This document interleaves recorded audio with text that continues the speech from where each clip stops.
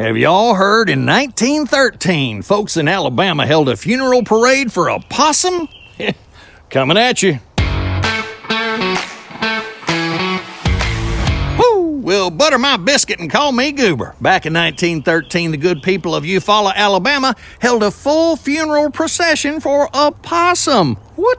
Yep, the story goes that this particularly mischievous marsupial had been terrorizing local chicken coops for months until it finally met its maker.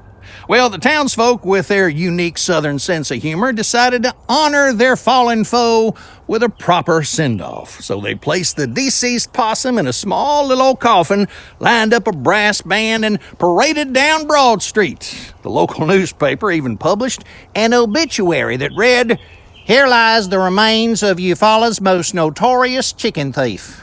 Yep, folks came from neighboring counties just to witness this peculiar procession. Now, that's what I call Southern hospitality.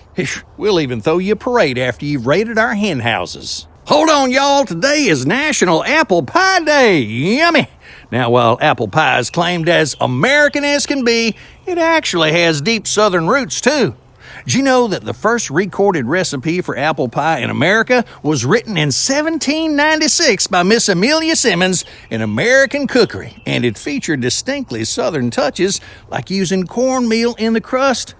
In the South, we've perfected our own version, often adding sorghum molasses to bourbon to the filling. Some mountain families in Appalachia have even passed down apple pie recipes for over 150 years. My grandmama used to say, "There's only two things that improve an apple pie: a scoop of vanilla ice cream on top or a second slice." So grab yourself a piece today, or maybe two, and celebrate properly. Have y'all ever wondered when sweet tea became the unofficial drink of the South?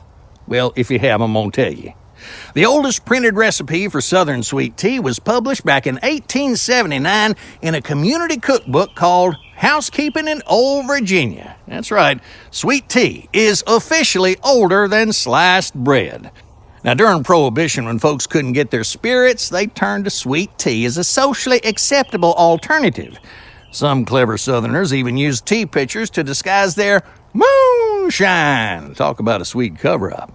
Now, in South Carolina, they are so serious about sweet tea that a 2003 bill was introduced to make it the official hospitality beverage of the state.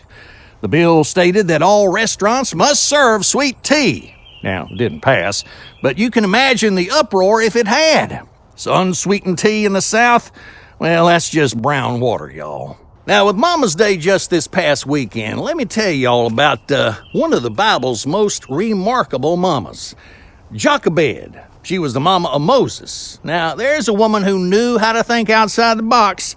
When old Pharaoh ordered all those Hebrew baby boys to be thrown in the Nile, well, Miss Jochebed crafted a waterproof basket. She placed baby Moses inside, and she set him afloat among the reeds. Talk about extreme baby-proofing. That takes don't throw the baby out with the bathwater to a whole new level. And here's your dad joke for the day. What did baby Moses say to his mama after she put him in that basket? Well, I don't mean to Nile, but are you sure this is a good idea? That's all for today's Have Y'all Heard, because now y'all have. Go ahead and leave a comment if you're smarter, smiling, or hungry. Until next time, later, taters.